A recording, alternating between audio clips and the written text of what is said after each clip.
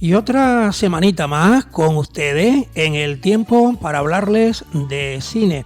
Ya saben los amigos oyentes que tenemos una tertulia durante todo el año en nuestra programación y especialmente en el tiempo del magazine. Y aquí estamos ya, dispuestos a darles la bienvenida a nuestros habituales compañeros. Vamos a darle, como siempre, por este orden, la bienvenida a Josep Vilageliu, director de cine. Muy buenas, ¿qué tal estamos? Hola, ¿qué tal? Muy bien, muy bien. Vamos un abrazo a todos. Con Basni Ramos, un saludo también, muy buenas. ¿Qué tal? Muy buenas. Pues muy contento, como siempre, de estar con todos ustedes. A Abel González, que ya Abel Hernández, ya estoy ya cambiando entre un invitado y otro. Esto creo que se lo comentaba yo a Josep fuera de antena, le digo, es que esto es un lío, y a Basni, entre toda la semana, imagínate tanta cantidad de personas que pasan por aquí, que a veces te acuerdas del nombre, como por ejemplo Abel, pero ya confundes el apellido de uno con el apellido de otro, y a veces nos pasan estas cosas. Abel. Sí, tú tienes varios Abel y entonces pues te confundes. Ya. Lo peor será que me confunda el tema y tengamos que hablar ahora de goles. También es verdad. Bueno, de todas maneras, el último apellido sí me lo he aprendido muy bien, que es Belsa, ¿no? O sea que está bien, ¿no? Porque yo tengo madre también. Sí, señor. Porque hemos cogido la costumbre americana del primer apellido del padre. Oye, tenemos madre también y se merece el que cuando se diga Abel Hernández, siga Abel Hernández Belsa, o porque yo te digo. Bueno, venga, ese es otro tema, otro foro. Esto da para una película, ¿eh? De la madre ahora, cuidado. Esto da para una película también. Javier Marrero, que casi te dejo yo el último sin intervenir, y ya ellos empiezan a hablar. Bueno, él, como ya habitualmente pues saben, pues lleva también pues el tema de es músico, ¿no? Y si no me olvido era catedrático de didáctica, ¿no? Sí, exactamente. Eso fui durante, sí, sigo siendo, porque la nómina todavía sigue siendo de catedrático. Tú ponte en un sitio que se escuche bien, que el otro día se escuchó mal al principio y después se arregló. Vamos a ver si hoy tenemos suerte con las tecnologías y te podemos escuchar, como dice aquel, al 100%. Pues yo con esto de las presentaciones estaría por probar un día cambiarnos todos los apellidos, Javier Ramos. Y que no viene nada mal, porque en las películas, a la hora de buscar los nombres, mira, ahora estamos inclinándonos por otro lado, pero es verdad que, por ejemplo, tú vas a buscar a alguien para una película, para un corto y demás, y claro, voy a ponerme yo mismo, yo me llamo José Manuel, por ejemplo, y ustedes me dan a mí el papel con otro nombre, y al final yo soy más famoso y a la gente me va a conocer por lo que interpreté en ese papel y ya me llamarán por el otro nombre. Resulta que mi nombre ya a lo mejor queda, como sigo yo, en segundo o en tercer plano. Pero no es el caso. No soy famoso ni hago las películas tampoco, pero puede ser eso del nombre, como decías, ¿no, Javier? Que les cambiemos a todos los nombres un día. Mientras el caché no pase de 2 euros, perfecto. O una comida al final, ¿no? Un brindis, ¿no? Ah, muy bien, muy bien. Muy bien. Bueno, esto nos da un poco de pie para seguir un poquito avanzando, porque claro, esto puede servir como cuando ustedes empiezan a poner una puesta en escena, la creación, qué es lo que se va a hacer, dónde va a ser, quiénes intervienen, bueno, todo ese papeleo de inicio, como digo yo, que pueden ser los cimientos para saber qué vamos a hacer, y que digo yo que esto también hay que tenerlo siempre muy en cuenta, y sin esto difícilmente luego podemos llegar al final de lo que resulta ya la película toda bien hechita y ya la proyección de la misma. Josep, tú de esto sabes un montón, ¿no? Bueno, un montón no, pero bueno... Bueno, tienes más experiencia que todos los demás. Bueno, trabajo con actores y cada año llevamos ya no sé cuántos años con actores, con lo cual... Y entonces, el otro día cuando tenías que poner los títulos de crédito, que es lo que estabas comentando, decía director, y entonces me ponía mi nombre, ¿no? Y todo el mundo pues, tenía manía de decir director, y no sé qué. Entonces la palabra director, un poco como que, no, el director, me parece como muy autoritario, ¿no? Entonces los franceses lo solucionaron muy bien porque era le métage en scène, es decir, la puesta en escena, que es un término que procede del teatro, a fin de cuentas, ¿no? La escena, el escenario, y entonces el director de teatro es el que ponía en escena una obra de teatro que consistía en colocar una serie de personajes en un espacio, que era en ese caso en un espacio cerrado, que era el escenario del teatro. Pero en el cine nosotros también hacemos lo mismo. Es decir, lo que colocamos es una serie de personajes, de actores, en un espacio físico, que puede ser un espacio grande, como una montaña, un valle, una plaza de un pueblo y tal, o dentro de una casa, o incluso pues los podemos poner en un baño, en un pasillo estrecho, en una cárcel, en espacios pequeños, ¿no? Y en esa puesta en escena no solamente los colocamos allí, sino que hacemos que entren y que salgan. En el teatro lo que hacían es que de repente también que además en las obras de teatro cuando se dividen los cuadros en escenas y cada escena es cuando entra o sale un personaje. Y esto es lo que diferencia la escena de las secuencias del cine. La secuencia del cine fundamentalmente es cuando cambiamos de lugar, ¿no? Vamos a otro espacio. En el teatro entraban y salían del proscenio, ¿no? Por un lado, por un lateral, o por detrás.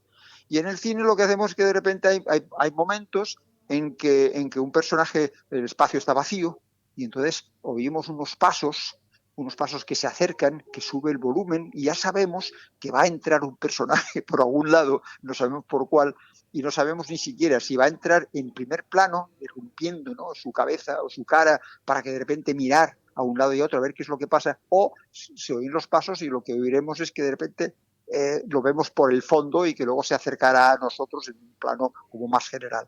Entonces, toda esta distribución del espacio, de cómo colocar a los actores y tal, es lo que solemos llamar la puesta en escena, que me parece que es más apropiado, ¿no? Y todo esto lo cuento un poco porque el sábado pasado, por la noche, en la televisión española, en la 2, pues pusieron una película que me pareció estupenda y además ilustra muy bien esto que estoy hablando, que es una película de Elena Trapé, que se llama Els Encantats, Los Encantados, una película hablada en catalán y en castellano, que transcurre al principio en Barcelona y luego pues la protagonista se va a un pueblito del Pirineo, allí alejado del mundo, que seguramente era el sitio donde ella había nacido. Vale. Entonces, en el coloquio posterior de ese tipo de programas, pues se deja que hable, en ese caso, la directora, la actriz y el actor, ¿no?, de la pareja protagonista, ¿no? Entonces contaba una cosa también muy interesante que nos atañe a todos los directores, que es qué tipo de dirección empleamos.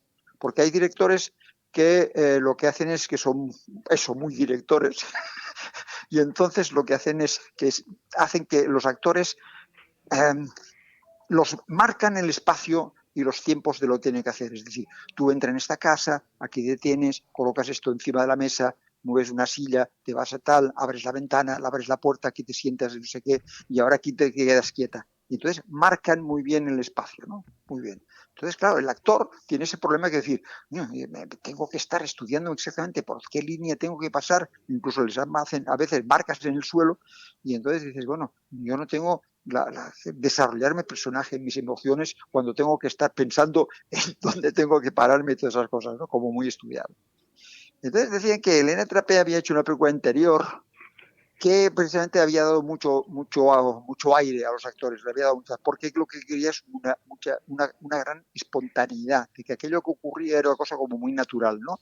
Y entonces, bueno, les dejaba un poco libres y la cámara, que es el otro procedimiento que también nosotros empleamos, pues es un poco que está un poco al servicio del actor, para que el actor se mueva por donde quiera, como quiera, que la cámara y el director y todo el mundo pues va detrás de él, ¿no?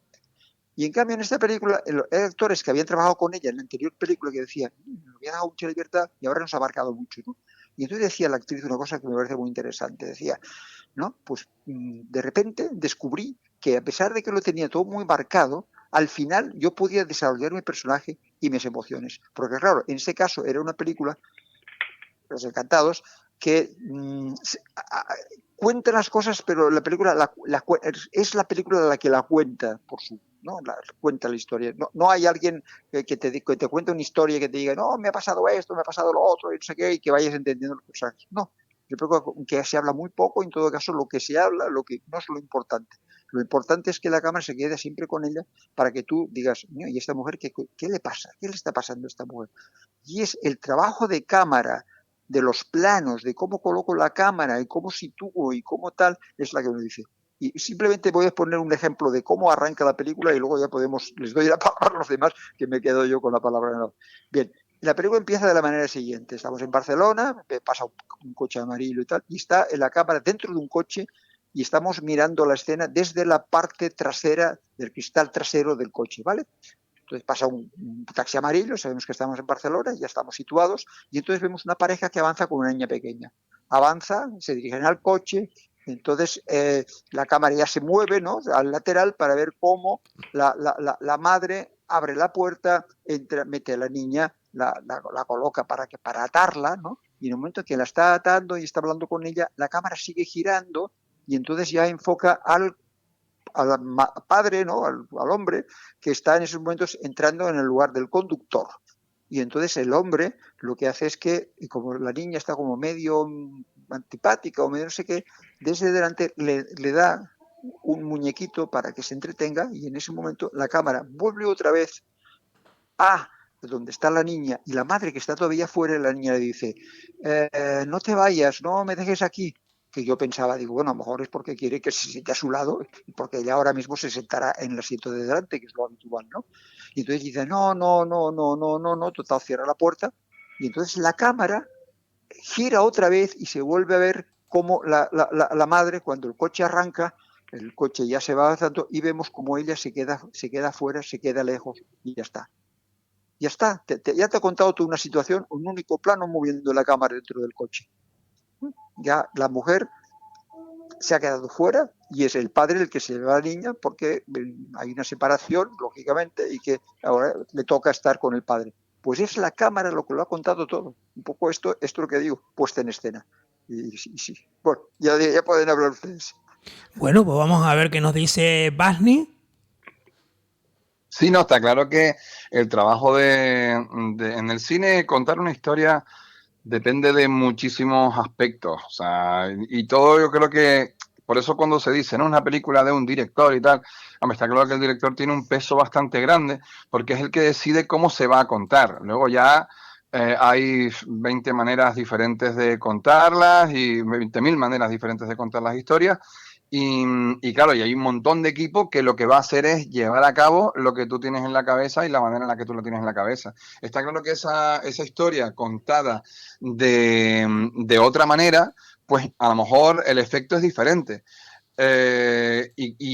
Igual, o sea, una pregunta, Josep, ¿en esa secuencia la cámara cortó o era un plano secuencia? No, es un único plano secuencia. Esta es la gracia, es decir, cómo con un único plano, simplemente moviendo la cámara de una manera absolutamente inteligente y tal, estás contando lo que pasa. Porque al principio está la niña no quiere quedarse sola, el padre le da el juguete, es decir, ya hay una relación del padre con la niña que quiere que la niña pues va a estar con él, ¿no? Y luego la cámara, ya el coche se aleja, con un tráfico hacia atrás, evidentemente, y la vemos a ella sola, se va a quedar sola.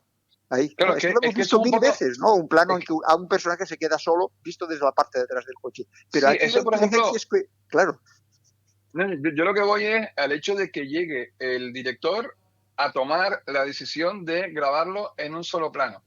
Por eso decimos que muchas veces dicen, no, es que se ve el sello del director. Yo creo sinceramente que una película, por eso también me choca tanto determinadas películas que están grabadas de una manera determinada, en plan de no, esta película se va a grabar íntegramente en plano secuencia y grabas toda la película sin cortar o lo que sea. Tú dices, a ver, estás supeditando la forma al contenido. Porque cada historia y cada secuencia tiene su forma de ser y su forma de estar contada. Entonces, claro, si tú vas a contar algo de una manera, a lo mejor lo que haces es cargarte lo que vas a contar por el hecho de contarlo de esa forma. Sí, esto es lo que llaman el dispositivo. Te creas un dispositivo y al final eres prisionero de este dispositivo. Exacto, en cambio, exacto. la película de esta mujer, de Elena, resulta que no, que cada plano, o sea, explica lo que tiene que explicar de la manera más clara posible para que el espectador lo sitúe perfectamente en lo que está ocurriendo allí dentro. Claro, ¿no? vamos a irnos al servicio de la historia. Vamos a irnos a un ejemplo a otro lado totalmente contrapuesto y nos vamos a Psicosis, por ejemplo. llega Alfred Hitchcock y dice, quiero que la gente sufra en sus propias carnes el dolor de una puñalada en un cuerpo desnudo, sin ningún tipo de protección. ¿Y qué es lo que hace? La secuencia de la ducha, pero claro, en aquella época, estamos hablando del año en el que se hizo, la censura, no podían poner un cuerpo desnudo, no se podía ver tampoco porque claro, si no la película no la podría ver nadie. La puñalada, la sangre. Un sí. cuchillo entrando en el cuerpo de una persona y tal. Entonces, hizo un proceso de planificación de tal nivel que cada uno de los planos estaban totalmente, calculados. Era esto aquí, esto aquí, esto aquí, esto aquí. O sea, estaba calculado. ¿Y qué fue lo que hizo él también? Dice, y para que doliesen las puñaladas, habló con Bernard Herrmann, que era el compositor, y le dijo, tienes que hacer algo que con la música haga que te duelan las puñaladas. Y entonces se creó el famoso ese, utilizando solamente violines, ¿no? Ahí Y Javier, que los Javier lo puede espectadores en contar los cines perfectamente. gritaban de horror, gritaban. Exacto. O sea, Pero ahí, ¿qué fue lo que hizo? Ahí juntó todo, la planificación, la interpretación, la música, el sonido, todo para contarlo como él quería. Vamos a suponer que el director dice, no, vamos a cogerlo y vamos a coger la cámara y vamos a seguir al personaje que estaba disfrazado de su madre con el cuchillo entrando, y cuando entra en el baño nos quedamos en la puerta del baño y vemos cómo él tira a lo mejor tira un poco de la cortina. A ella no la vemos desnuda, pero él empieza a apuñalarla y vemos un poco las puñaladas a través de la cortina, un poco disimulado, pero que no se ve, sin cortar. Y cuando acabas. Y más todavía, entra el tipo con el cuchillo, nos quedamos fuera y solamente oímos los gritos. Sí, exacto. Claro, y tú te lo imaginas, ¿no? Y tú lo imaginas. Para nada igual. No funciona para nada igual. O sea, pero tienes que hacerlo de una manera en la que, por ejemplo, eso puede funcionar en Tiburón, por ejemplo. En Tiburón, muchas de las cosas que ni se veía qué es lo que ocurría, sino desde el punto de vista del tiburón, pero eso fue por otros motivos. Pero en este caso, la diferencia en cómo se trató la secuencia del punto de voy a hacer que la gente le duela a voy a hacer que la gente se preocupe. Claro, es completamente diferente, claro. Si vamos a suponer que tú lo haces en plano secuencia, ya no consigues el mismo efecto, ya es otra cosa completamente diferente. Sí, no, y puede ser tan válido como lo otro, es que depende de lo que quieres conseguir. Pero todo yo a lo que voy es a que cada cosa tiene su forma de ser contada. Tú no puedes decir, no, es que tengo que adaptar esto a mi forma de contar las cosas. No tienes por qué. O sea, no tiene por qué ser así. Tienes que adaptarte, tienes que leer la historia y saber de qué manera la vas a contar para que consiga el efecto que tú estás buscando. Porque si no, al final, pues, claro, estás un poco, pues eso, o sea, te puedes quedar a medio camino, puedes generar otra sensación que no estás buscando. En el teatro tenemos esto, es decir, tú montas una obra de teatro de Ibsen, por ejemplo, ¿no? Y entonces depende del director, con el mismo texto, puede hacer cosas completamente diferentes. Totalmente. Y ahí está la puesta en escena. Pero mira, ¿qué es lo que quiero destacar de esta Yo voy más lejos, Josep. La misma secuencia con dos músicas diferentes cuentan dos cosas totalmente diferentes. Mismo plano, misma iluminación, mismos actores, mismo sonido, pero música diferente ya es otra cosa totalmente diferente. Piensa una cosa, Psicosis, una vez, allí en Hollywood siempre hacían proyecciones de prueba con espectadores, de ver cómo si funcionaba o no la película para luego ya corregir cosas y estrenarla después, ¿no? Bueno, pues con la primera vez que proyectaron Psicosis, que no estaba la música de Herrmann, la gente se quedó indiferente. Claro. Este proyecto no funciona.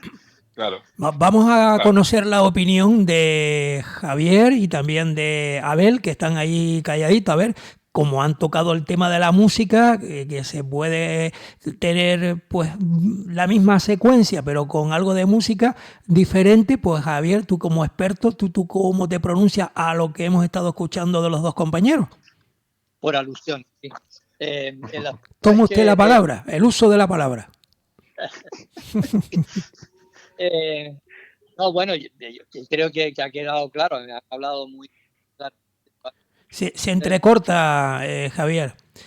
O sea, que estabas calladito y cuando te dan paso, pues se entrecorta un poquito. Digo que estoy Uy, ahí muy de del acuerdo 10. con lo que Ahora ahí marca ese sitio con el móvil porque Vale, ahí vale. es donde llega bien. No, que le pongan unas marcas en el pie, como en los Sí, actores. Eso, la puesta en escena, que me dé los directores que me digan cómo tengo que poner y ahí tal. es donde funciona todo bien. Ahí es donde no vamos, se oye bien, no se entrecorta. Vale. Bueno, el tema, claro, el lenguaje cinematográfico es integrador, ¿no? Y lo que produce cuando se hace bien es precisamente esa conjunción de lenguajes que se conectan entre sí, ¿no? El uso de la música para subrayar una escena, una secuencia, es uno de los cometidos de la música. Otro es crear ambiente. El otro es definir personajes, ¿no? Pero en cualquier caso es un recurso más que se añade para que al contar la historia todos los elementos confluyan en esa sensación, en esa impresión, en el sentido de la historia, ¿no? Yo creo que ahí hay un elemento fundamental que es no perder nunca el sentido del relato, ¿no? Si el relato cinematográfico funciona es porque todos esos elementos, todos esos lenguajes asociados y reunidos se conjugan precisamente en favor del relato, ¿no? Y cuando eso sucede, el resultado es espectacular, ¿no? Como el caso de Psicosis, ¿no? Eh, pero lamentablemente sabemos que no siempre eso es así y a veces parece que estamos ante un espectáculo de competencia, ¿no? A ver quién suena mejor, a ver quién se oye más, a ver quién destaca por encima de los demás, ¿no? Si los actores, no sé qué. En música hay un principio, por ejemplo, que es cuando se trabaja con cantantes, además de instrumentos, hay un principio que es que el cantante tiene que estar por encima de todo lo demás. Si tú en un momento determinado vulneras ese principio y se oye más el clarinete que la voz, pues algo no está equilibrado, algo no funciona bien.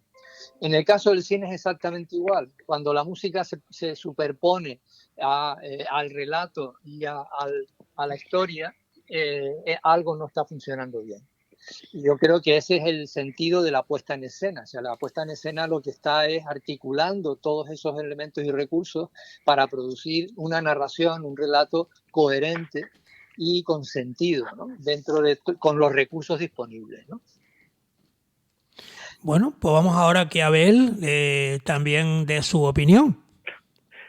Yo no tengo esos problemas porque lo mío no es ficción, lo mío es documental. Entonces, cada maestrillo tiene su librillo.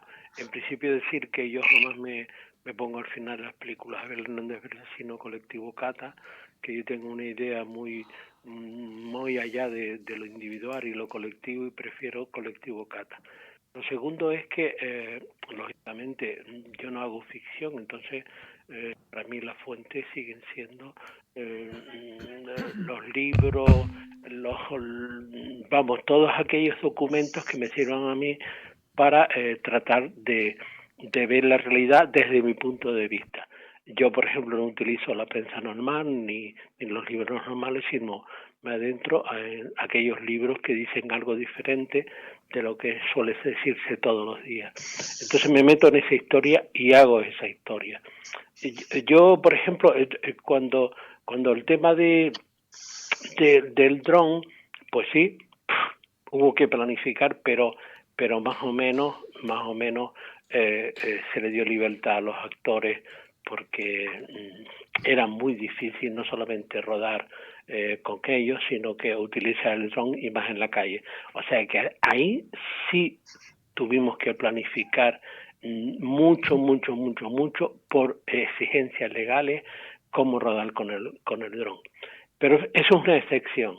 Todo lo demás, lógicamente, son guiones realizados de documentos, porque lo que nosotros hacemos es dar a conocer nuestra realidad, conocer el mundo desde nuestra realidad. Yo digo que el mundo, siempre lo he dicho, que es demasiado diverso, y por tanto nosotros algo así como exponemos un discurso, que es el discurso nuestro. Puede gustar, no puede gustar, etcétera, etcétera. Yo el otro día dije que ahora me dedico, ahora no, siempre me he dedicado a ver cine canario, y a mí me gusta, por ejemplo, ver el progreso de las personas. Yo ahora mismo estoy con Macu Machín porque he visto un par de veces en la hojarasca, y entonces, como tengo un montón de películas de Macu Machín, pues nada, vamos a hacer una guía didáctica del cine de Macu Machín. Lógicamente hay otros, ¿no? Y me baso sobre todo en lo que está en Filmin. No le doy publicidad a Filmin, pero es interesantísimo que haya 13 películas realizadas por Canario, estén en Filmin, porque la puede ver todo el mundo si te suscribes a Filmin. Entonces, yo digo que en fin, que cada maestrillo tiene su librillo, que cada uno se planifica según, lógicamente, los condicionamientos económicos que tiene. Hay gente que le gusta hacer cine con mucha puesta en escena, con una puesta en escena, una mise en place, como se suele decir, pero en la cocina y en el restaurante. Y entonces hay momentos que cada uno elige lo que crea conveniente, ¿no? Hay muchos que eligen una forma de hacer la película. Por ejemplo, si vamos a rodar una secuencia de plano, Vanny lo hará de una manera, José de otra, Javi de otra y yo de otra. O sea que todo depende la idea que uno tenga de cara a decir, mira, tenemos que ponerlo delante de los espectadores, que son fundamentales. Por tanto, yo voy a hacerlo así. Mi discurso va a ser este. Y me paro ahí.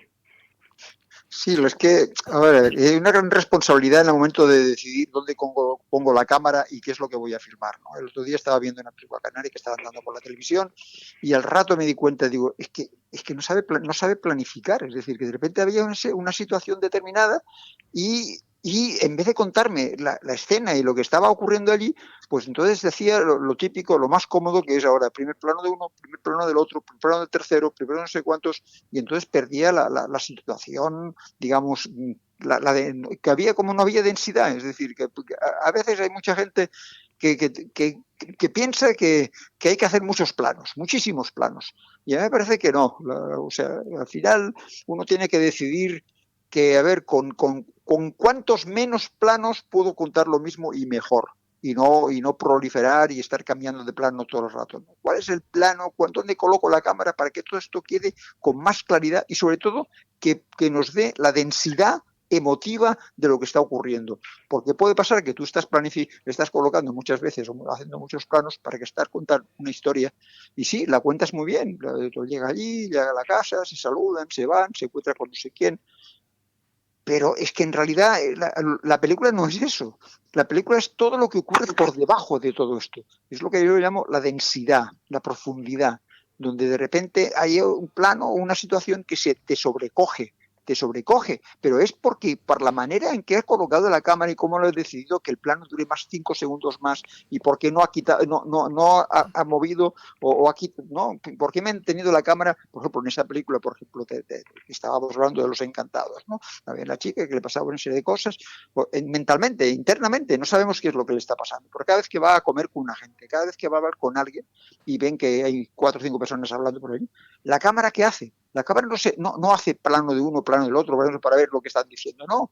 La cámara se queda con ella, ¿no? Y prescinde de todo lo que está ocurriendo y la cámara a veces se queda con ella o a veces la cámara va hacia ella, y entonces tú te estás dando cuenta de que en realidad a esa mujer le está pasando algo, no está bien ahí, no está cómoda con sus amigos, no está no sé qué. Y precisamente porque la directora decide en este momento no poner la cámara para que se vean las caras de las otras personas que están a su alrededor. A eso un poco yo me refiero, saber qué es lo que está ocurriendo en realidad, es lo que quiero explicar. Pero la gente no pone plano aquí, primero plano allí, contraplano, y lo llena todo de planos y los planos al final no dicen nada y entonces acabas aburriéndote. ¿Qué más Sí, pueden aportar, Barney? Yo, por ejemplo, a mí me da, sí es verdad que intentar utilizar la menor cantidad de planos posible está muy bien, porque obviamente, Depende, no, por eso evidentemente, no, porque claro, digo, vas no, a no te crear puede, una tensión, te necesitas muchos planos. Pero ¿entiendes claro, lo que pero no, quiero no decir? puede, Los planos sí, sí, tienen no, que ser donde tienen lo que la narración los necesite. sí, sí, por supuesto, pero el problema está, yo por ejemplo, yo me he dado cuenta, he visto varias cosas últimamente, porque la televisión canaria parece que está empezando a comprar cine canario y está empezando a emitir cine canario, y he visto ya varias cositas que han proyectado y tal. Sí, que se Y proyectan fuera del barco del Día de Canarias. Vamos. sí, o sea, se están proyectando, como digo, bueno que estén proyectando cosas, pero claro, creo que todas, por lo que estoy viendo, por lo que veo, acaban pecando de lo mismo. O sea, quiero que mi película pase de los 60 minutos, pues voy a contar cosas que no importan y voy a coger que los planos duren lo que no está escrito para que al final mi película pase de un cortometraje o un mediometraje a un largometraje. Y al final, lo siento, pero no pasa solamente en el cine canario, ¿eh? Pasan un montón, sobre todo en el cine independiente. Esos planos eternos de 1 minuto y medio, 2 minutos y medio, con cámara totalmente quieta, en el que no pasa absolutamente nada, sino una acción que tiene a lo mejor de esos 2 minutos y medio te puede interesar 10 segundos. Lo otro es una persona mirando y Basni, se queda según lo que mirando. dices, he hecho una mala película porque Mujer Gato los planos duran algunos 9 minutos con la Pero cámara sin hablan, moverse. Pero bueno, sí, pero claro. no, no, pero que la O sea, gente habla, pero te yo vas creo que al Eso eso, es baño y vuelves eso y es encuentras a las personas en la misma situación. No, pero una cosa es que tú, por ejemplo, te quedes, porque vamos a ver, hay muchas veces que ni siquiera te das cuenta de que estás viendo un plano secuencia. Hay una serie que, bueno, la serie de se llama Monstruos, es una serie antológica que hace Ryan Murphy para Netflix. Esa serie pues narra pues las historias verídicas de varios asesinos en serie en Estados Unidos. La primera temporada fue Jeffrey Dahmer, la segunda los hermanos Menéndez, ahora es otro asesino. Bueno, pues en la de los hermanos Menéndez hay un capítulo que o sea, él está en la cárcel, uno de los hermanos está en la cárcel y la abogada llega y se sienta a hablar con él. La cámara está como yo creo que inicialmente la cámara está como unos 7 metros de donde está el personaje, de la mesa. Y bueno, empiezan a hablar. Bueno, el capítulo dura con unos 35 minutos. 32, 35 minutos, ahí no me acuerdo muy bien la duración. Bueno, pues la cámara empieza a 7 metros de la mesa y acaba casi que a 30 centímetros de la cara, sin cortar. O sea, no se corta en 30 y pico minutos, no corta. Es una conversación en la que estás viendo a una de las dos personas, porque la otra está de espaldas todo el rato. Y estás viendo de frente solamente a una, que te va contando toda su historia de la infancia y todo lo que le ha ocurrido y tal y cual, y sus momentos de escucha. Yo creo que eso lo grabaron seguido y vieron que fue tan espectacular la interpretación de este chico que dijeron, no hace falta grabar nada más, ya está. Y sin embargo, ha aguantado. Yo te puedo decir que yo hasta los 15 minutos no me di cuenta de que la cámara no había cortado. Sin embargo, hay otras cosas en las que se ve, por ejemplo, una persona que llega, se sienta entre los matorrales con una cosa en las manos y se pone como a guardarla o a enterrarla durante 2 minutos y medio, con la cámara quieta, en donde no pasa absolutamente nada.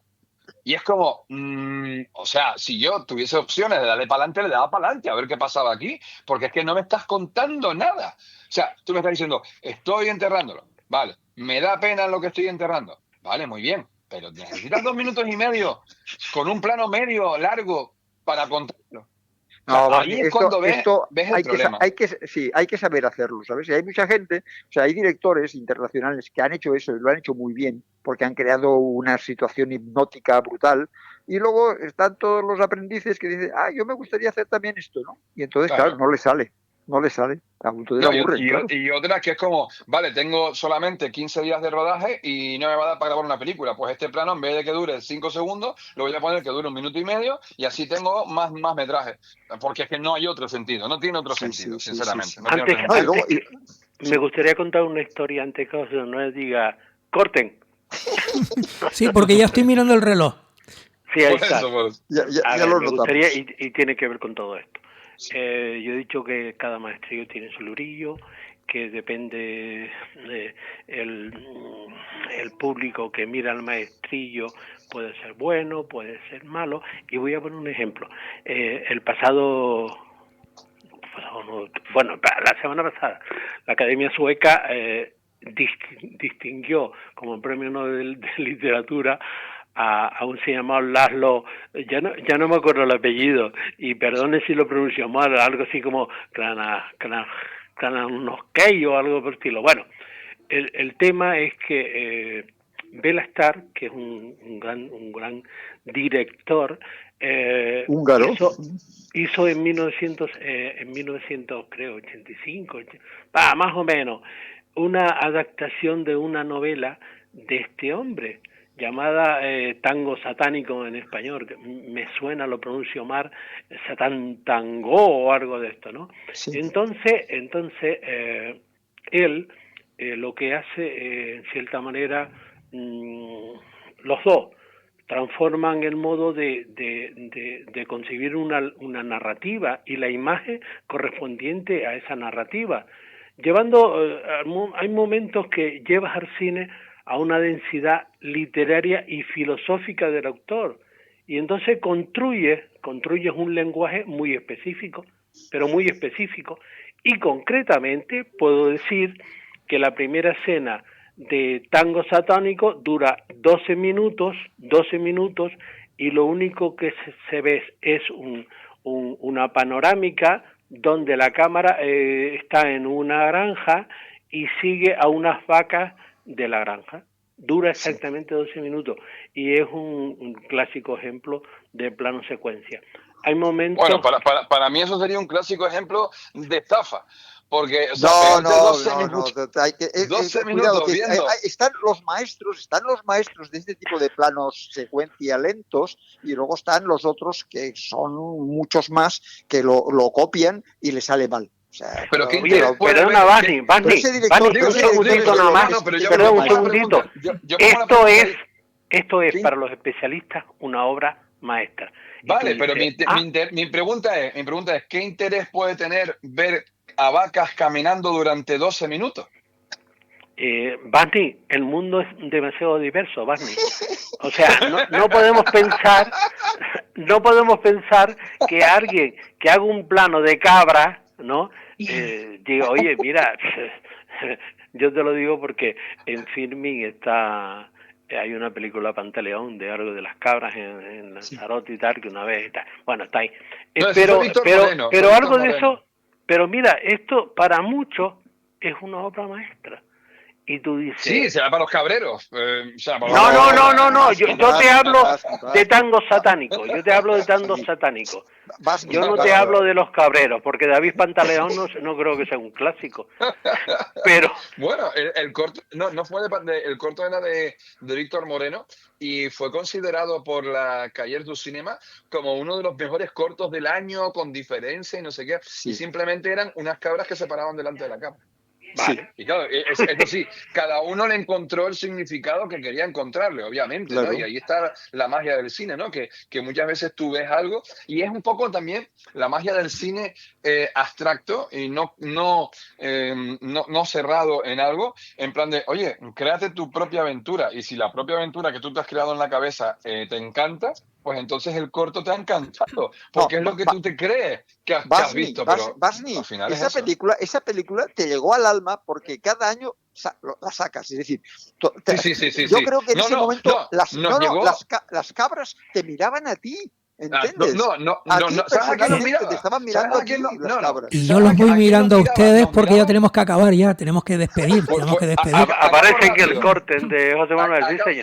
Acabo rápido. Esas cabras nos miraban a todos los cineastas canarios que estábamos peleando por hacer cortometrajes con una planificación cinematográfica, echando horas en preproducción, producción y postproducción, y que no se nos valoraba en absoluto.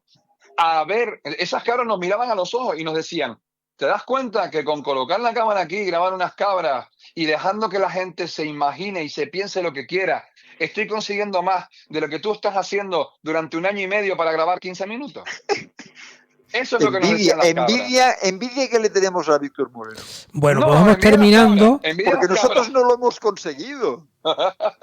No, nosotros trabajamos. Bueno, pues vamos terminando y hay que decir, que no se me vaya a enfadar el amigo Javier Marrero, que esta vez la voz vamos a decir, ha anulado la música. Como él es músico, poco ha intervenido en esta tertulia en el día de hoy. Igual se ha caído de la ventana. Es que no lo sabemos, por eso digo yo que la voz de todo ha pasado a primer plano y la música ha pasado a un segundo plano. Como él es músico, poquito a poquito le hemos escuchado. Y si Javier planificó el rodaje de esta tertulia y puso una crucita en donde no había y no lo escuchamos. Pues Javier, yo creo que podríamos filmar una versión de La Ventana, una famosa película también muy interesante. Sí, Alfred Hitchcock. No, la ventana indiscreta, la ventana indiscreta. Sí, tú pensabas. La ventana indiscreta. Pues bueno, en este caso, la ventana realajera, pero bueno, podía ser. También. Y descubrimos a Javier en pijama.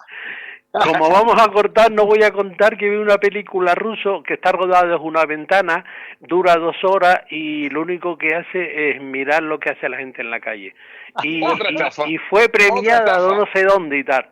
No hablo más. Pues nada, bajamos el telón, esto da para mucho más, estamos, como digo yo, pues tocando de un lado y de otro y al final pues nos lleva a otras cosas interesantes y con ustedes pues vamos a citarles ya para la próxima semana porque ya se nos acabó el tiempo que teníamos para el día de hoy, además hoy con algunos minutitos más de extra, que ha valido también la pena. Pues Javier, como decía, despedimos entonces, te citamos para la próxima semana y muchas gracias como siempre. Muchas gracias, sí, estaré por aquí, una cabra en la ventana, ese podría ser el título. Bueno, pues habrá ahora que mirar si le entra el sol, si no le entra, si los cristales son más gruesos o no, si se escucha el sonido exterior tras la ventana, ¿no? Que puede ser esa, ¿no? Bueno, pues Javier Marrero, hasta la próxima. Cuídate mucho. Sí, hasta la próxima. Encantado. Barney Ramos, lo dicho también, ¿eh? Muchas gracias. Bueno, nada, muchas gracias a ustedes y encantado como siempre. Gracias también, en este caso no le cambio los apellidos, pues yo estoy tan loco ya, a Abel Hernández Belsa. Hasta la próxima semana. Venga, una ventana con un rebaño de cabras pasando por la calle y la policía detrás del cabrero, porque no se puede pasear la cabra por el... de Buñuel. Espérate, venga, que vale. eso un día lo voy a grabar yo, porque cuando yo salgo de la radio, camino de casa, a veces me pasa un rebaño de cabra y yo tengo que esperar, y los demás que estamos en la carretera, a que pase. Eso puede ser también otro motivo de una grabación que les pueda hacer yo con las imágenes, para que vean que también se pueden sumar a esta tertulia, esas imágenes. Gracias, Josep. Hasta la próxima. Muy bien. Un abrazo. Bueno, pues despedimos también la tertulia del mundo del cine con nuestros directores de cine y nuestro músico particular, como son los amigos Josep Vilageliu, Barney Ramos, Abel Hernández Belsa y Javier Marrero. Nosotros ahora seguimos y afrontamos otros minutos.